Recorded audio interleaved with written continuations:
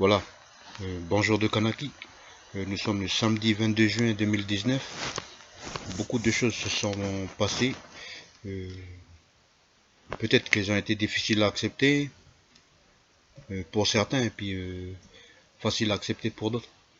Mais toujours est-il que voilà, on est le samedi 22 juin 2019. La Kanaki est toujours colonisée. Les faits nouveaux, ce qu'on appelle l'ossature terminator pour le collectif des subrogé-tuteurs et défenseurs coutumiers de droit. Ce sont des juristes kanaks qui essayent de défendre le droit à la coutume et la terre au tribunal et devant toute instance, qu'elle soit nationale, régionale ou internationale. Surtout avec des valeurs coutumières, avec le document ONU A61L.67, même si dans la démystification, on peut se rendre compte que l'ONU, il a été formé après la SDN, Société des Nations, et au sein du Conseil de sécurité de l'ONU, on peut s'apercevoir qu'il y a beaucoup de pays colonialistes, comme la France par exemple. Alors, le document ONU, c'est un document assez complet de 46 articles qui défend le droit des peuples autochtones. Mais nous, indigènes noirs d'Ikanak non inféodés à la loi 1901, nous disons que ce document ONU, là, c'est le droit des indigènes régis par la coutume, selon le blanc qui fait partie de l'ONU. Et à chaque fois, quand on regarde comme ça, ils s'arrangent toujours pour voter des lois, mais ils ont tous les verrous au niveau juridique, au niveau juridictionnel, pour retarder l'échange. Comme par exemple, un pays colonisateur vole la terre d'un clan, vole la terre d'un peuple, exploite ses ressources naturelles, lui donne l'indépendance et la néocolonise par la suite. Mais pour que ce colonialisme et ce néocolonialisme puissent porter des fruits, il faut vider les terres des gens. C'est-à-dire qu'il faut peut-être, on invente des épidémies, on invente des armes, on fait venir l'alcool, on fait venir la religion pour diviser le peuple. Et puis, par la suite, on fonde une organisation internationale qui s'appelle l'Organisation des Nations Unies. Et on est bien confortablement. Quand je dis on est bien, je parle bien des six nations, parmi lesquelles il y a des nations colonisatrices. Et quand tu es une nation colonisatrice à l'ONU, surtout si tu es au Conseil de sécurité, tu as ce qui s'appelle le droit de veto.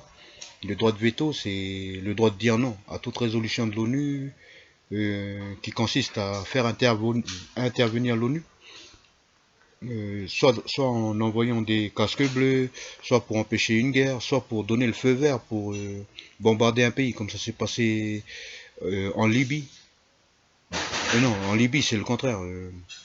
L'Angleterre et puis la France, ils ont fait un petit coup de force pour éliminer le grand frère Kadhafi. Mais bon, pour revenir plus aux droits des peuples autochtones, nous on dit que le document ONU A61L.67 n'est pas assez complet. Parce que si, pour être complet, il faut que l'indigène de chaque pays, sur sa terre ancestrale, donne du contenu juridique et des valeurs coutumières pour rendre vivant ces choses et pour qu'elles puissent s'appliquer en adéquation avec les us et usages en vigueur dans la coutume et sur les terres ancestrales de ces dits indigènes qui veulent l'appliquer. Malheureusement, au niveau international, le document ONU, c'est un document, on va dire, qui n'est pas contraignant. Ça veut dire qu'il ne force personne. Par contre, pour que ce document puisse devenir contraignant, il faut absolument, je parle pour les Kanaks, hein, que nous, Kanaks, par nos réseaux claniques, familiales et autres structures, nous puissions imposer à la France euh, de ratifier la convention de l'OIT numéro 169, c'est du 27 juin 1989. Ça, c'est relatif aux droits tribaux. Et en faisant en sorte que la France ratifie comment dire ça, cette convention, ben, ça va rendre contraignant, c'est-à-dire que la France ne pourra pas faire autrement que de l'appliquer. Après, les petites subtilités au niveau juridique international à la française, à l'occidentale, au sein d'une organisation, on va dire, mafieuse, hein, parce que c'est le cas avec les lobbies, qui s'appelle l'ONU, bien, l'ONU n'intervient pas dans les affaires qui concernent les États membres. Et comme le FLNKS, est le parti politique de type loi 1901 qui est supposé, comment dire, représenter le Kanak partout, comme ce parti politique-là. Il a signé des accords coloniaux et néocoloniaux. Pour le premier, c'est l'accord de la Val des Colons du 18 juin 1982, qui positionne déjà le pays kanak inféodé au système d'indépendance à la française socialiste vers l'indépendance partenariale. Ça, c'est le 18 juin 1982. Ensuite, il y a eu les tables rondes de Naville-les-Roses, juillet 83. Ensuite, il y a eu l'accord de Matignon le 5 mai 1988. Ensuite, et non, le juin 88.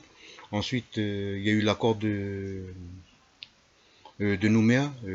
Ah là là, c'était le 5 mai 1998. Mais après, il faut bien qu'on se dise comme ça au niveau international, un accord national passé entre un pays colonisé et son colonisateur, il est rendu caduc par un accord international. Et le 5 mai 1998, il y a eu un accord, l'accord de Nouméa, proprement dit, hein, loi organique et tout et tout et tout. Hein. Ensuite, ça c'était le 5 mai. Mais le 11 mai, comme ça, la France, elle signe en secret, en sous-marin, ce qu'on appelle les accords EMAI. C'est les accords multilatéraux pour l'investissement. Et ces accords, ils consistent à mettre à la disposition des multinationales toutes les ressources du pays indigène pour lequel cet accord a été signé. Et la France a signé au nom des 49 royaumes, au nom des 355 tribus et des 3125 clans kanaks, sans leur accord et sans même leur dire quoi que ce soit. Alors, cet accord international rend caduc l'accord de Nouméa, rend caduc l'accord de Matignon, rend caduc l'accord de Naville-les-Roches, rend caduc l'accord de Val-des-Colons.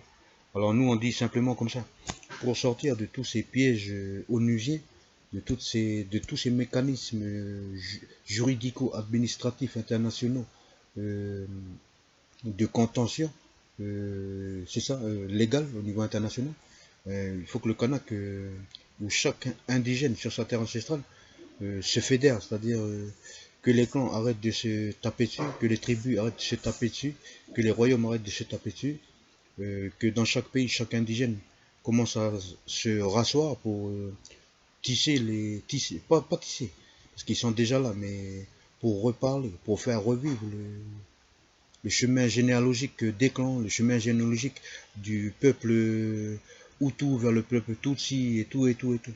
Et une fois que l'indigène a retrouvé sa part d'histoire, son chemin totémique, mystique et mythique, on peut espérer que mentalement, on commence à se décoloniser. Et c'est une des notions fondamentales, c'est décoloniser mentalement pour de nouveau savoir qui on est, d'où on vient et vers où on va.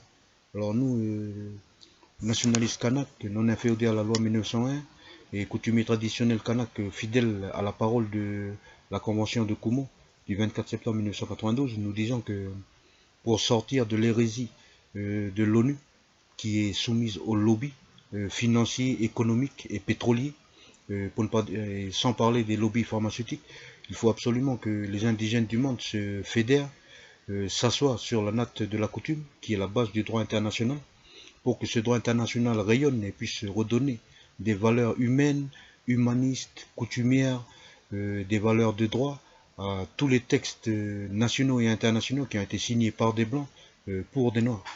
Alors nous on dit comme ça que la finalité, quand ces peuples indigènes vont se réveiller, se fédérer au sein de confédérations de nations indigènes, de pays et peuples indigènes, de pays fédérés indigènes, on va pouvoir former ce qu'on appelle, nous on l'appelle ici en Kanaki l'ONO. On a pensé comme ça le concept, c'est l'Organisation des Nations Océaniques. Mais ça peut être aussi peut-être Organisation internationale indigène, on ne sait pas. Mais peut-être que pour l'instant nous travaillons dans l'ombre, parfois dans la lumière, parfois on fait des meetings, et on va surtout au tribunal pour dire à la France, maman la France, tu viens ici pour, pour exploiter le minerai, mais tu as volé le pays kanak. Tu as volé le pays kanak le 24 septembre 1853. Et le vol, il est puni dans ta légalité, il est puni par l'article 311-1 du code pénal. Et une fois que tu as volé nos terres, tu as revendu, tu as exploité nos terres illégalement, tu as vendu nos minerais à des nations, tu as transformé nos minerais en armes pour tuer d'autres indigènes chez eux. Ça là, c'est du recel. Mais le recel, ça devient... Le recel et le vol sont deux délits dans la légalité française, hein. Mais le recel et le vol, ils deviennent des crimes quand ils sont accompagnés de circonstances aggravantes telles que, par exemple, l'épuration ethnique, le génocide, et toutes ces choses horribles dont la France seule a le secret en Afrique, ici en Kanaki, là-bas chez nos frères arabes d'Algérie. C'était juste hier, hein. Ils sont au niveau de la nation, ils ont réussi à se réveiller pour se libérer en 1962. Et en 1972, le général de Gaulle dit à Mesmer, tu vas m'écrire un petit truc pour neutraliser les Kanaks avec leur idée d'indépendance, hein. Parce que moi j'ai besoin des 24 sortes de minerais, 13 races de poissons migratoires, hein. C'est hors de question que les Kanaks soient libres. Alors Mesmer, il prend la loi sur l'immigration institutionnalisée des ressortissants nationaux français, qu'ils soient de métropole ou des outre-mer. Alors le plan Mesmer, il consiste juste à rendre minoritaire le Kanak en, en encourageant l'immigration venue de métropole et des outre-mer. Ensuite, ça c'était en 72. En 73, il y a eu la loi Pompidou de janvier 73 ben voilà, qui emprisonne la France dans la dette impossible à payer. Donc, euh, et par conséquent, tous les outre-mer sont prisonniers de la dette française. Alors, nous on dit, voilà, pour terminer cette vidéo, euh, il est temps que le peuple kanak euh, revienne, revienne sur la parole sacrée, revienne sur l'esprit vivant, euh, pour réveiller sa vibration, pour vivre vraiment dans l'énergie du phonème qu'on appelle kanak, du phonème qu'on appelle kanaki, pour que la terre ancestrale elle puisse nous redonner cette force vitale, cette puissance mystique qui nous permet de traverser le temps et l'espace depuis des éternités de temps immuables, euh, avec le sourire aux lèvres et puis le bonheur d'être heureux sur la planète Terre en tant qu'humain, et, et surtout avec la fierté dans le cœur d'être né sur cette terre ancestrale où chaque homme peut avoir sa place si dans son cœur il y a le respect pour la terre et puis pour l'homme de l'honneur. Bon, ça fait longtemps qu'on n'a pas fait de vidéo. Nous sommes désolés pour tous les jeunes qui nous suivent. On est assez occupés en ce moment pour faire euh, tout ce que... Pour terminer cette vidéo, peut-être qu'il faut lancer des réflexions, genre pour la cérémonie de l'igname dans toute la Kanaki par exemple. Pendant 100 millions d'années, nous avons fait de la coutume sur l'igname, ok, pas de problème. La tradition, elle est ce qu'elle est. Mais après, nous avant, est-ce qu'on était patriarcal ou matriarcal? Nous, on est la civilisation du tarot ou celle de l'igname? Qui est venu avant, le tarot ou l'igname? C'est pas une question de pour faire la guerre entre le tarot et l'igname, le symbole masculin et féminin. Mais c'est surtout pour savoir, pour nous rapprocher de notre vérité à nous, pour éviter de toujours naviguer avec des données scientifiques, historiques, venues d'étrangers à la coutume, qui parlent sans savoir, et quand ils parlent sans savoir, quand ils blasphèment sur notre histoire, quand ils outragent la résistance de nos grands-pères, quelque part, si nous, Kanak, on continue de perpétuer leurs mensonges, quelque part, nous aussi, on assassine nos vues. Alors nous, on dit comme ça en tant que jeune papa, en tant que jeune Kanak, en tant que futur de la nation. Nous sommes juste un futur qui travaillons pour l'avenir de tous les enfants de la Kanaki. Les enfants de la Kanaki, ils ont mérité de vivre dans un pays où chacun a sa place, où où le tonton maternel est respecté, où le neveu est aimé et respecté, où le fils du papa a sa place, est aimé et respecté, où le papa est aimé et respecté, où tout le monde puisse s'épanouir pas dans un équilibre, mais plutôt dans une harmonie qui tend à l'équilibre pour que, comme on dit chez nous, dans les cases d'initiation, c'est pour que les deux lézards, le lézard papa et le lézard maman, puissent nourrir le sapin ou le cocotier qui est au milieu, c'est-à-dire l'enfant de la nation. Et bon, pour terminer vraiment cette vidéo, on souhaite qu'en 2020, la France et le Maroc, dans leur projet d'effacer euh, certains pays de la liste à décoloniser, ben nous on souhaite que ce plan d'effacement ne se fasse pas. Et nous on dit non catégoriquement à ce plan. Parce que c'est hors de question que le pays colonisateur du pays kanak s'arroge encore le droit, s'octroie encore le droit de, de vouloir nous effacer d'une liste, alors qu'il y a des grands-pères qui sont morts pour ça, qui ont lutté pour ça. Il y en a encore qui sont en prison pour ce genre de choses. Alors nous, on dit simplement aux petits Kanaks, au lieu de s'exciter à jeter des cailloux sur les voitures de policiers, au lieu de faire des graffitis partout sur les murs qui vont enrichir encore la mairie et tous les petits copains qui font rentrer dans les sociétés de peinture et tout, nous on dit comme ça, remplace le caillou sur le pare-brise par l'article 311-1 du code pénal qui punit le vol. Remplace le graffiti nique ta mère par l'article 321-1 du code pénal qui punit le recel. Remplace le vol de la voiture du voisin qui est encore plus pauvre que ton père par l'article 432-10 du code pénal. Et ensuite, pour terminer, vraiment, il faut que tous les locataires de la SIC se battent vraiment pour mettre en application la loi trentenaire, la loi de prescription, la loi Brotte, et que tous les locataires de la SIC, de la CEMAGLO, du FSH se rassemblent, se fédèrent pour imposer à toutes ces structures françaises illégales, caduques, nulles et non avenues, et pire encore, sans droit ni titre sur la terre ancestrale appartenant au clan. Il faut que tous les locataires puissent se regrouper, se renforcer, travailler ensemble dans la vérité et puis dans la simplicité pour imposer à toutes ces structures de, de raquettes organisées un loyer à 15 000 francs, c'est-à-dire 5 000 francs de loyer, 5 000 francs pour l'eau, 5 000 francs pour l'électricité. Et je pense que les choses vont pouvoir aller un peu mieux.